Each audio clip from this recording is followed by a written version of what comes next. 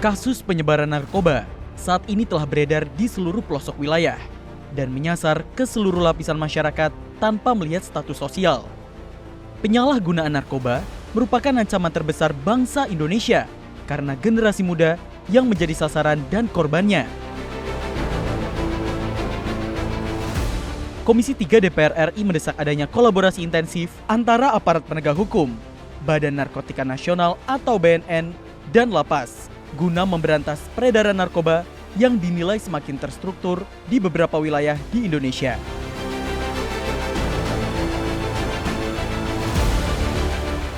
Dalam kunjungan kerja spesifik monitoring pelaksanaan KUHP dan KUHP baru, anggota Komisi 3 DPR RI Habib Abu Bakar Al-Habsyi memperingatkan, peredaran narkoba di Bali telah berkembang secara terstruktur, menyerupai sistem jaringan bisnis modern dengan pola distribusi narkoba yang tidak lagi sederhana, melainkan berjenjang seperti skema multilevel. Hal ini dinilai membuat peredaran narkoba semakin masif dan sulit untuk dikendalikan, apalagi adanya keuntungan besar yang dihasilkan dari bisnis tersebut.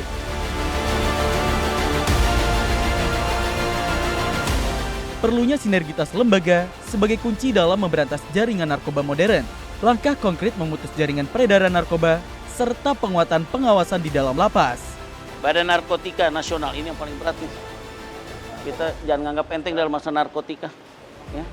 Ini kita harus lawan. Ya, kita harus lawan. Dan di Bali 80% narkotika bermain. Ya, jangan main-main. Bali itu salah satu sentral juga. Tapi tadi BNP ada satu katanya di satu wilayah. Saya lagi minta laporannya. Saya mau dilaporkan jadi percontohan. Ya. Nah, penanganan nomor 3 yang memerlukan pendekatan khusus dalam kerangka hukum acara terbaru. Jadi ketiga lembaga ini harus mengerti bagaimana menyesuaikan KUHP yang baru yang sangat humanis. Nah, gitu. Rapat kerja juga dilakukan untuk membedah dinamika implementasi yang terjadi di lapangan.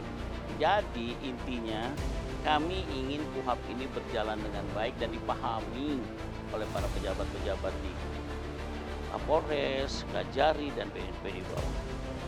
Perang dengan narkoba di Bali, sebuah fakta dan kenyataan yang harus dilakukan. Sementara itu, anggota Komisi 3 DPR RI Teguh Ibrahim menyoroti pentingnya optimalisasi implementasi KUHP dan KUHP yang baru dalam memperkuat pemberantasan narkotika. Ia menegaskan, posisi Aceh sebagai wilayah strategis menjadikannya rawan sebagai pintu masuk narkotika internasional, sehingga pendekatan penindakan konvensional dinilai tidak efektif.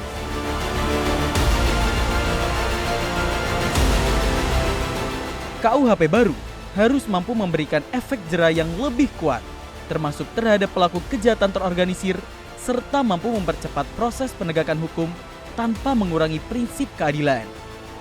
Begitu juga dengan BNN Aceh, Bapak Jenderal Dedi juga luar biasa. Beberapa bulan menetap di Aceh, beliau sangat peduli tentang rusaknya generasi muda Aceh dengan narkoba. Beliau dalam 2 bulan terakhir ini bisa menggagalkan penyelundupan narkoba, sabu, jenis sabu 100 kilo dan 60 kilo. Luar biasa.